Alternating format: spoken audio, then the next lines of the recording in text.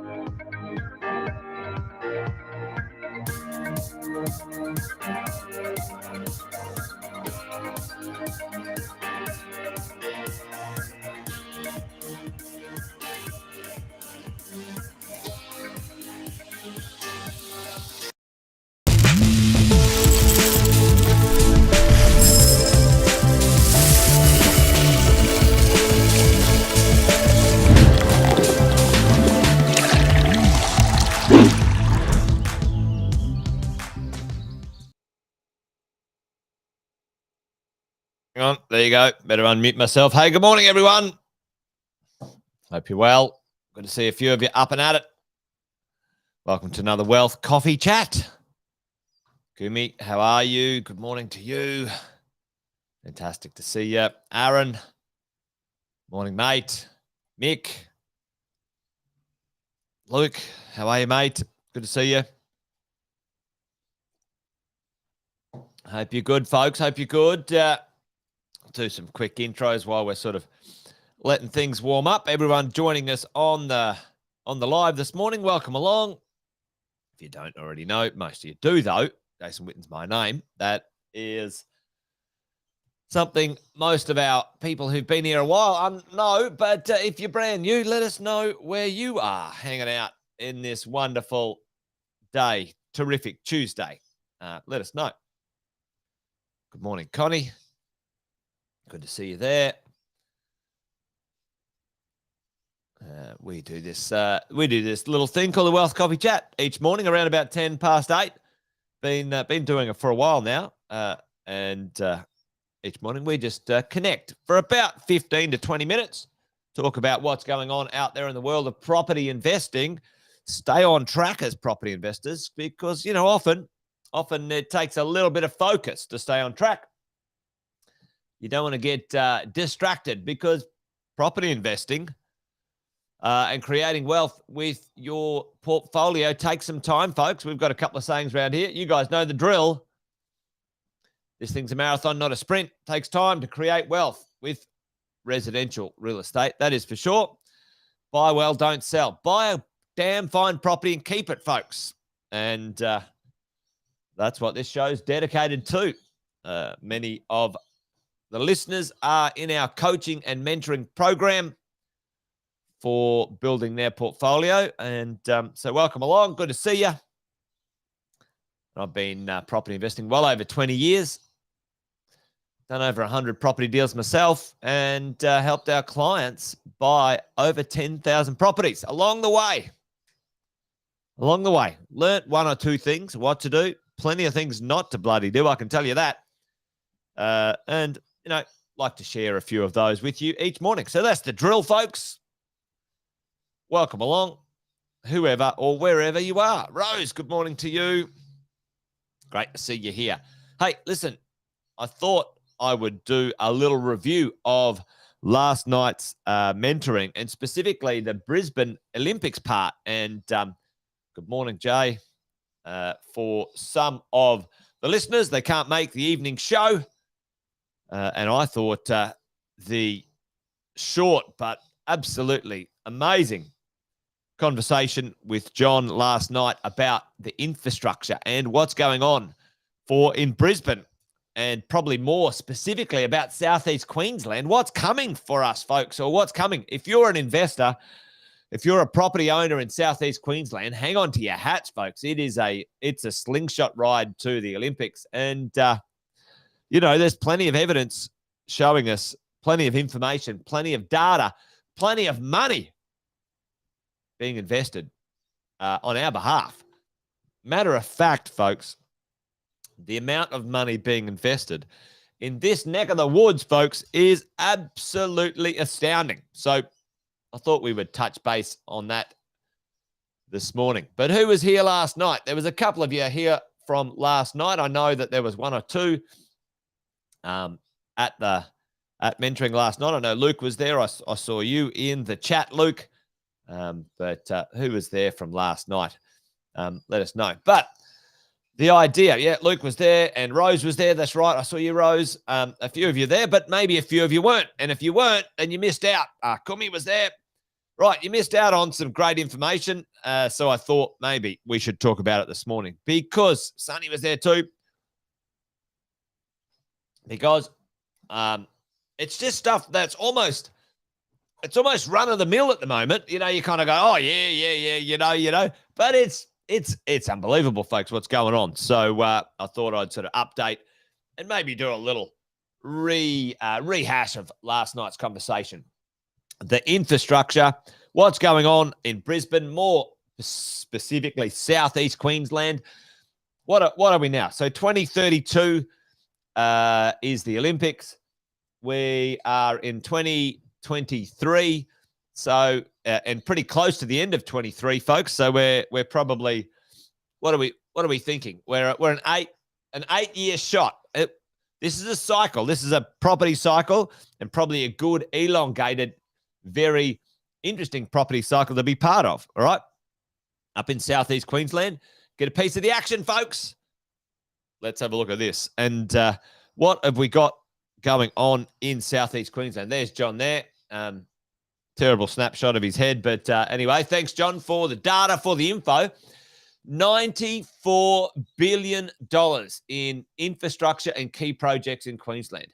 Imagine that, folks. Imagine, you go, all right, it'd be nice if there was something, near where I was buying a property or whatever, but there's $94 billion. $94 billion.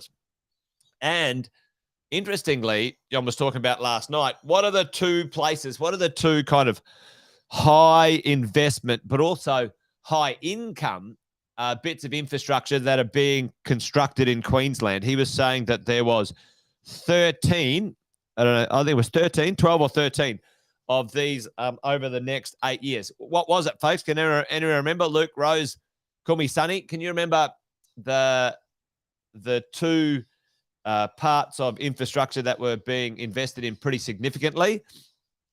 And those bits of infrastructure bring lots of jobs and high-paying jobs. And if you're familiar with this saying, med, the education and medical stuff, education and medical precinct. A lot of transport as well, Rose, for sure. Huge amounts of transport and highways. But the EdMed, $9.7 billion. So $10 billion of new hospitals, hospital expansions, right? Absolutely amazing when it comes to that stuff. And that's kind of like, the highest, the highest job creating stuff as well, like long-term job creation. Yeah, stack of hospitals. So, if we build 13 hospitals, the jobs off the back of that are huge. Some of the construction projects kind of are, let's say, short term, let's build a road and there's jobs for the moment. And then later on, there's not jobs to build the road anymore. But a lot of the stuff, health and medical, absolutely unbelievable, which is pretty amazing, pretty cool. However, folks, Brisbane, Gold Coast, Sunny Coast, Queensland in general, $94 billion in the run-up to something that's pretty special, which is the Olympics as well, right? So $7 billion in here, $7 billion of the 94. You're thinking, oh, how much of that is the Olympics? Well, 7 billion or thereabouts. Probably cost 14 billion, right? Which government's run a project and brought it in on budget? None of them ever, all right? But anyway, here we go. So huge stuff, folks. What else is going on in Queensland? Well, the unemployment is the lowest on records. And if we have a look at what's going on here, is there going to be jobs in Queensland? Is it going to be a tight labour market? The answer is yes. Why does a tight labour market, why does that matter to us, folks? Tell us in the chat. What does that do for us? If we own real estate, what does that do for us? If there's plenty of jobs, what's the benefit for us? Tell me in the chat.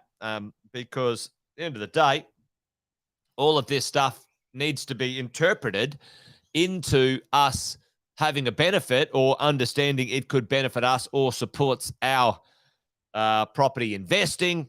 And dollars, absolutely. And dollars probably in the form of rent often, Kumi, especially if people are traveling interstate or coming for overseas, more competition for housing. People have got jobs. They feel more confident to take a mortgage and they'll pay more to buy a house. You're dead right, Luke.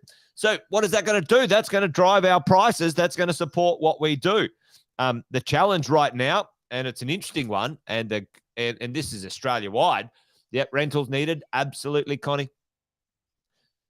This is Australia-wide right now, is saying, all right, we're about 500,000, we're about 500,000 people short on filling some of these jobs, the total number of workers required to do some stuff around here, right? And I don't know about you, tell me in the chat if you've felt this, if you're, in a business or you're somewhere, you're working somewhere and, it's difficult to get enough people to do all the work and do the jobs. And that's a challenge. What does that do? Well, that's going to keep employment high. It's going to keep a bit of competition in the market.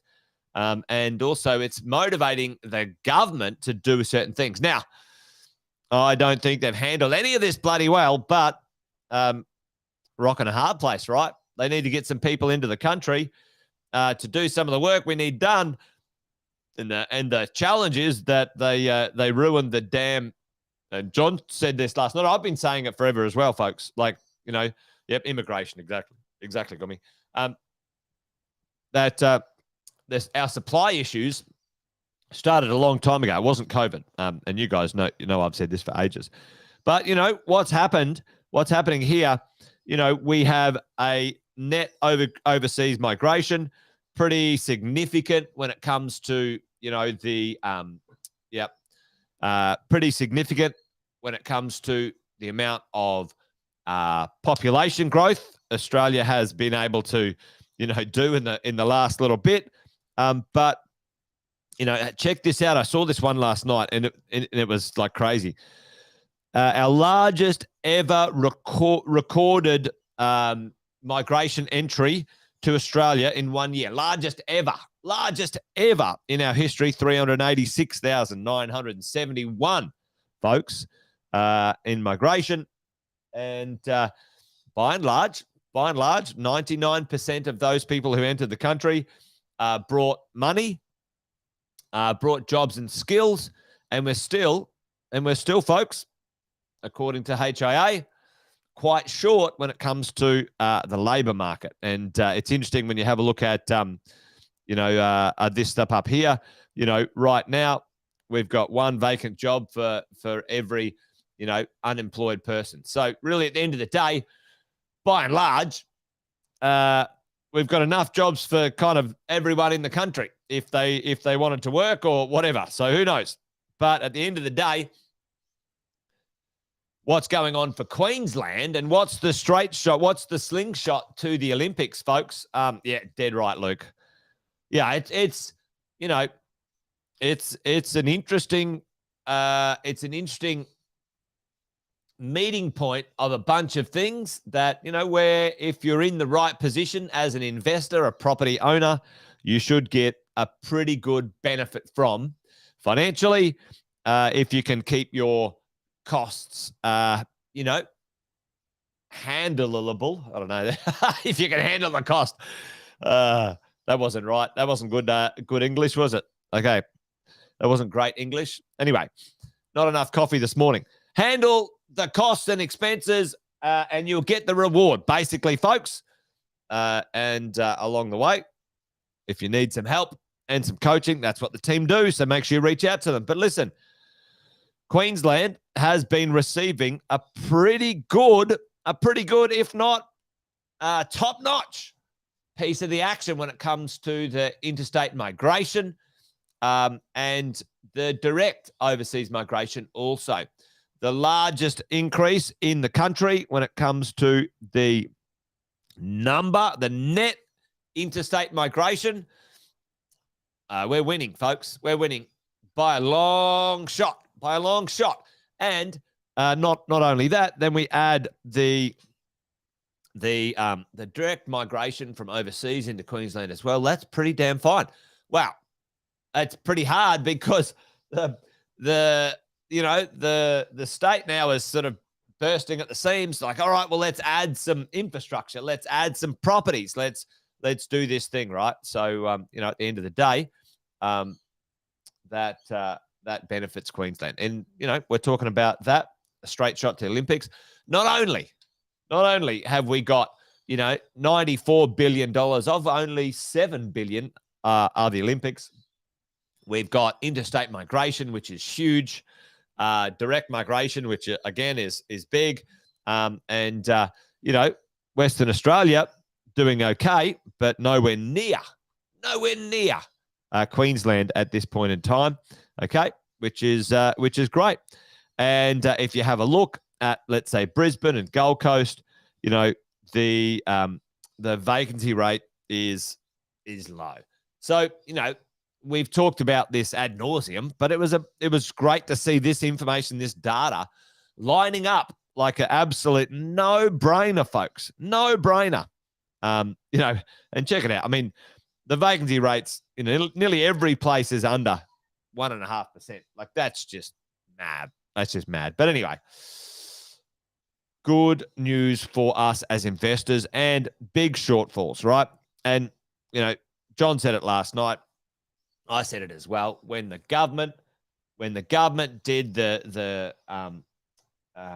trifecta of absolute brain dead, chasing people out of the country, so they chased away foreign investment money for development. Listen, if you don't have money, then you can't develop properties. And so then the government says, "Oh, we don't want." We haven't got enough money ourselves, right? They haven't got enough money themselves. And so we had some investment from overseas, creating some actual damn supply in the country. And they're like, "Oh, we don't want that." What a bunch of rubbish, right? And now what happened? It's been a 6-year decline, of which COVID made it worse, but it wasn't. It was already declining, right? Because by and large, folks, whether we like this or not, Australia does not have enough money to build its own infrastructure. And, the government's useless. Anyway, I'm going to get distracted here. Save this one for a rant for another day. Anyway, there's a large shortfall. It is not going to be solved anytime soon in the world of dwellings, right? South East Queensland dwellings. And it's going to continue, unfortunately, to decline.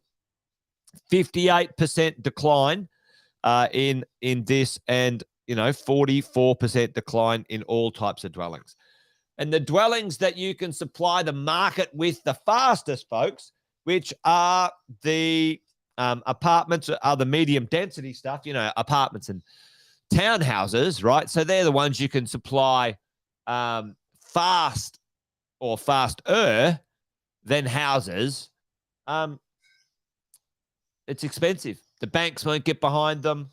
The councils and the governments get in the way of it.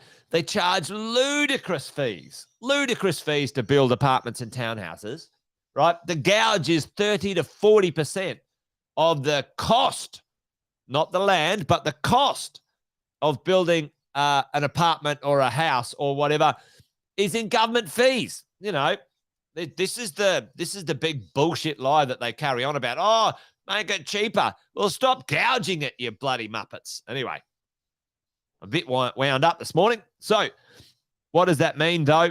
You know, what it all means is that as we roll into the Olympics, folks, in Brisbane, there's certainly an opportunity. If we look at a case study, John finished with this. I'll finish with this morning. You know, prior to the Olympics, you know, there was capital growth, pretty consistent. We've already had that right now in Brisbane. Everyone's been talking about it. You know, we get to the Olympics, and then after that, there was a significant amount of growth. This was out of Sydney as well. So, you know, if that's anything to go on, if you haven't got yourself a piece of Brisbane, the Brisbane or the South East Queensland market, folks, you know, Brisbane, Sunshine Coast, Gold Coast, then maybe you should. And if you've got one, maybe a second one wouldn't go astray. Second one wouldn't go astray. This market's got a lot going for it. Certainly got lifestyle attractiveness when it comes to, you know, the lifestyle. So, you know, have a think about what and where you might buy your next investment. All right. Well, that's it from me this morning, folks. Wealth Coffee Chat done and dusted. It's always good to rehash and re-examine some information, because I always like to, you know, let it land. Where's it landing, right? Brisbane and Queensland have got a lot going on, and and maybe it's rose-colored glasses, and you got to always sort of have a look at your biases, but really at the end of the day, where's the downside, folks? Where's the downside for Brisbane, South East Queensland right now? Where is it? I'm struggling to find it, other than something that I don't particularly control, right? Maybe some political madman or mad woman or mad person, whatever we want to say. But, you know, by and large, it's lined up for an absolute cracking run to the Olympics. Everyone wants it. The government wants it. The population wants it. The world wants it. Brisbane's going to be catapulted onto the world stage. And believe me, you want to get a little bit of that limelight as we go, with 94 billion all the way to the Olympics in 8 years. There you go. Anyway, folks. Yep. That's right, Luke. We're just looking at some facts, and they line up. They line up, folks. Anyway, there you go. I'm done and dusted this morning. Wealth Coffee Chat over and out. Thanks, Marcus. Thanks, Luke. Thanks, everyone, for jumping on this morning. Great to see you all here. And join me tomorrow for another Wealth Coffee Chat if you're up for it. We do it each day. You guys know the drill, about 10 past 8. Until then, folks, you guys take care. Be awesome. Bye for now.